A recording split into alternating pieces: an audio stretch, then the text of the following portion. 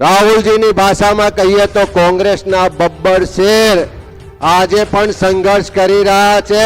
ત્રિપુટી બેઠી છે, જિગ્નેશભાઈ, જેનીબેન આ પ્રદેશમાંથી સિનિયર આગેવાનો રહેશે।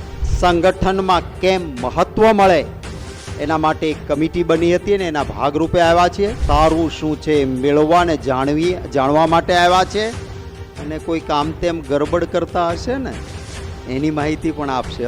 કોંગ્રેસ પાર્ટી એક એવું સંગઠન બનાવશે કે જેમાં કાર્યકર્તાઓનો અવાજ સંભળાશે, લોકોના પ્રશ્નો માટે લડશે અને લોકોની વચ્ચે જઈને કામ કરશે।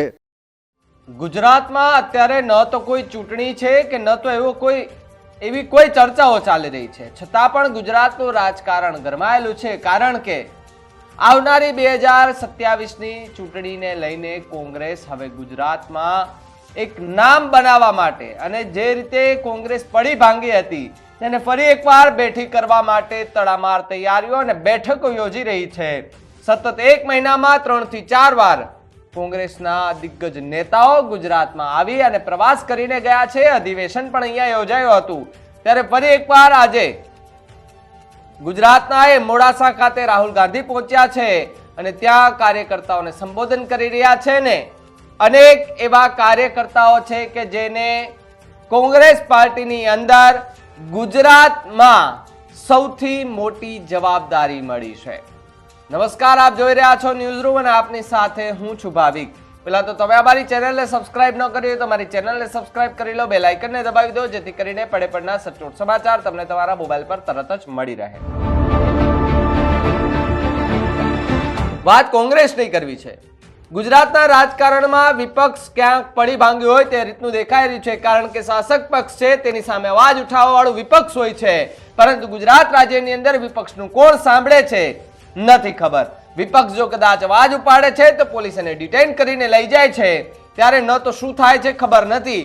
પરંતુ આ બધી જ ઘટનાઓને ધ્યાનમાં લઈને હવે ગુજરાતમાં અમુક એવી સીટો છે કે જે પોતાના નામે કરવા માટે થઈને રાહુલ ગાંધી ખુદ ગુજરાતના પ્રવાસે આવી રહ્યા છે અને ગુજરાતના એ કોંગ્રેસના નેતાઓની સાથે બેઠકો યોજી ચર્ચા વિચારણા કરી રહ્યા છે। સાથે સાથે રેસના ઘોડા અને લગ્નના ઘોડાનું ઉદાહરણ આપી અને રાહુલ ગાંધીએ હવે પગપેસારો ગુજરાતમાં કર્યો છે અને આ પગપેસારાથી ગુજરાતમાં કોંગ્રેસ કેટલી સીટ 2027માં જીતે એ તો 2027ની ચૂંટણીનું પરિણામ જ બતાવશે। પણ એ પહેલા ગુજરાતમાં અત્યારે ન તો કોઈ ચૂંટણી છે કે ન કોઈ રાજકીય કાર્યક્રમ છે, પહેલા જ કોંગ્રેસ દ્વારા અધિવેશન યોજવામાં આવે છે, મોડાસા ખાતે બેઠકો યોજવામાં આવે છે ને ત્યાં જિગ્નેશ મેવાણી અને જેનીબેન ઠુમર સહિતના અન્ય લોકોને મોટામાં મોટી જવાબદારીઓ મળે છે, આગેવાનો બનાવવામાં આવે છે।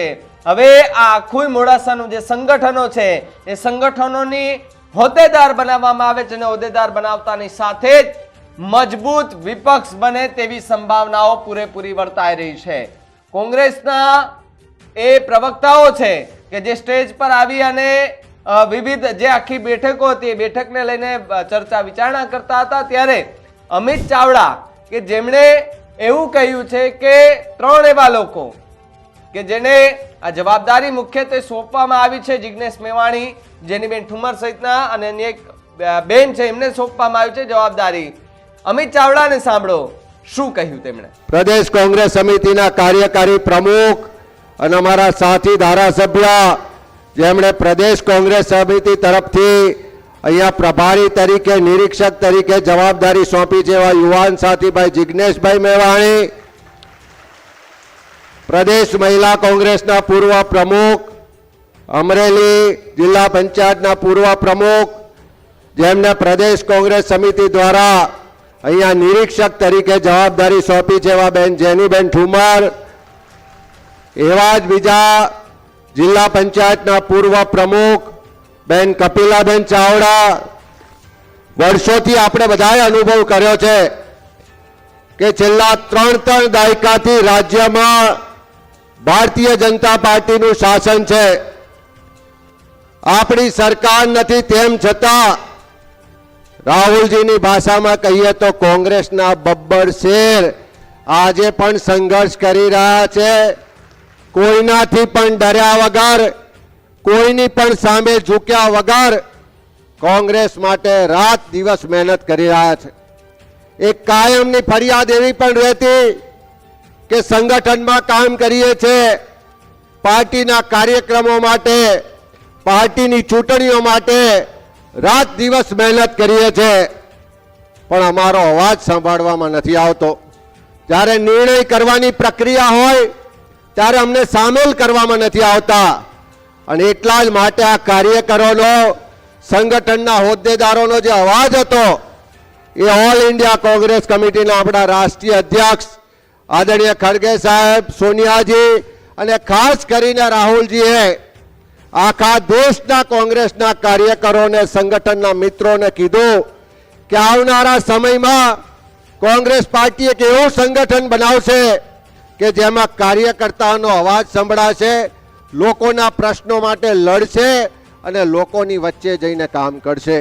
ત્યારે આજે આપણે બધા ગૌરવ સાથે રાહુલજીને આવકારીએ છીએ કે આ ગુજરાતની પાવન ધરા પર અરવલ્લી જિલ્લામાં આખા દેશમાં પ્રોજેક્ટની શરૂઆત આજે કરવા જઈ રહ્યા છે. અને હું ચોક્કસ શ્રદ્ધા અને વિશ્વાસ સાથે કહું છું કે અરવલ્લી જિલ્લો એવો જિલ્લો છે કે જેના કાર્યકરો, આગેવાનોએ ભૂતકાળમાં પણ તાલુકા પંચાયત, જિલ્લા પંચાયત, નગરપાલિકાઓ અને વિધાનસભા, લોકસભામાં કોંગ્રેસનો તિરંગો ઝંડો લહેરાયો છે. અને 2027માં પણ ફરી તમારા નેતૃત્વમાં, માર્ગદર્શનમાં આ જિલ્લો કરી બતાવશે એવી વાત સાથે ફરીથી આપણા મહેમાનોને આવકારું છું અને આપ સૌનો આભાર માનું છું. જય હિન્દ. તો કોંગ્રેસના અધિવેશન બાદ ફરી એકવાર ગુજરાતમાં રાહુલ ગાંધી આવ્યા છે. લોકો સાથે, એમના કાર્યકર્તાઓ સાથે ચર્ચા વિચારણા, બેઠકો પણ કરી રહ્યા છે. આ જ વખતે જ્યારે ચર્ચા ચાલી રહી હતી ત્યારે MP શક્તિસિંહ ગોહેલ એ પણ સ્ટેજ પર આવે છે અને કહે છે કે 5 એવા લોકોને અમે સિલેક્ટ કર્યા છે કે જે આખું હવે સંગઠન મજબૂત બનાવશે. જેની ઠુમ્મર, જિગ્નેશ મેવાણી સહિતના લોકો છે તેને મોટી જવાબદારી સોંપતાની સાથે જ કાર્યકર્તાઓમાં હવે જોશ અને જુસ્સો આવે તેવી શક્યતાઓ છે. સાથે જ સ્ટેજ પરથી શક્તિસિંહ ગોહેલે શું કહ્યું એમને સાંભળો. પહેલા આપણા રાષ્ટ્રીય નેતા, લોકસભામાં વિરોધ પક્ષના નેતા આદરણીય શ્રી રાહુલ ગાંધીજી આવ્યા છે, એમને આપણે તાળીઓથી વધાવીશું. અહીં માત્ર આપને આપણા જનરલ સેક્રેટરી, ઓર્ગેનાઇઝેશન, સંગઠનના મહામંત્રી વેણુગોપાલજી, આપણા પ્રભારી મુકુલ વાસનિકજી, આવવાનું કારણ જે છે એ કોંગ્રેસ પાર્ટીમાં જિલ્લાની ટીમને સશક્ત બનાવવા માટે અહીંયા આવ્યા છે.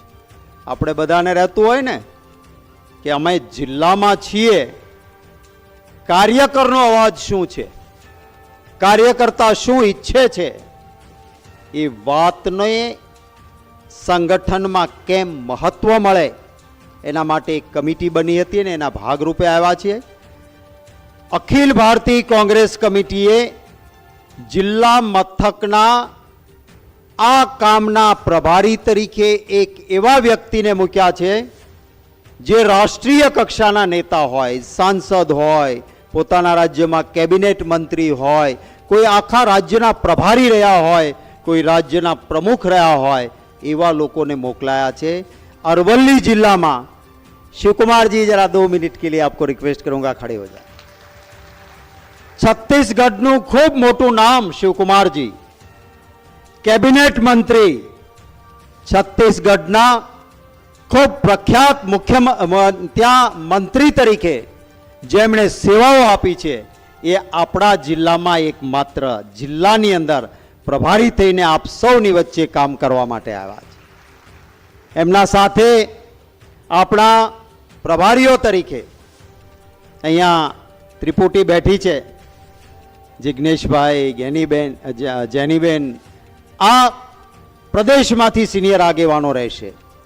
23, 24, 25 ठीक है ना, 23rd, 24th, 25th 23, 24, 25 आप सौनी वच्चे 4 प्रदेशना प्रभारीओ, 1 सेंट्रलना प्रभारी। आपणे त्यां कहेवाय छे ने पंच ते परमेश्वर, 5 જણા છે હો, એટલે પરમેશ્વર જેવું કામ કરશે. પંચ તે પરમેશ્વર એ આપની વચ્ચે રહેશે.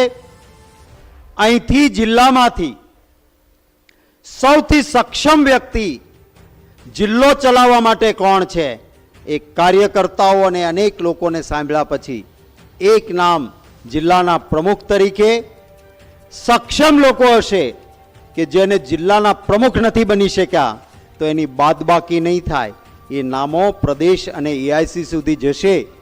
એમાંથી કોઈ પ્રદેશના હોદ્દેદાર બનશે, કોઈનો સંગઠનમાં બીજે ઉપયોગ થશે, કોઈનો ક્યાંય ચૂંટણીઓમાં ઉપયોગ થશે.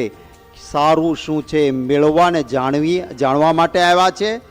અને કોઈ કામ તેમ ગરબડ કરતા હશે ને એની માહિતી પણ આપશે હો. એટલે એ રીતે આપણી વચ્ચે આવ્યા છે. આ કાર્યક્રમ 23, 24, 25 યાદ કરીને લખીને રાખજો.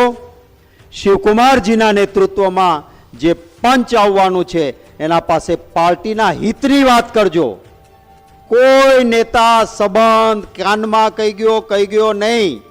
પક્ષનો વફાદાર સૈનિક છું, પક્ષ માટે આ ઉત્તમ છે એ વાત કરજો. એટલી વાત સાથે રાહુલ ગાંધીજીનો ખૂબ હૃદયપૂર્વક આભાર માનું છું કે અરવલ્લી જિલ્લાને પસંદ કર્યો છે.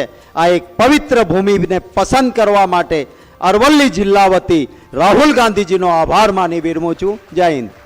તો 2027ની ચૂંટણી પહેલા કોંગ્રેસ હવે તૈયારીઓ કરી રહી છે અને અત્યારથી જ એવા ભાષણો કરી રહી છે કે આવનારી 2027ની વિધાનસભા ચૂંટણીમાં અમે પોતાના કાર્યકર્તાઓને એવી રીતે મહેનત કરાવીશું, બૂથ ઉપર જે લોકો બેઠા હશે તેની પાસે પણ મહેનત કરાવીશું.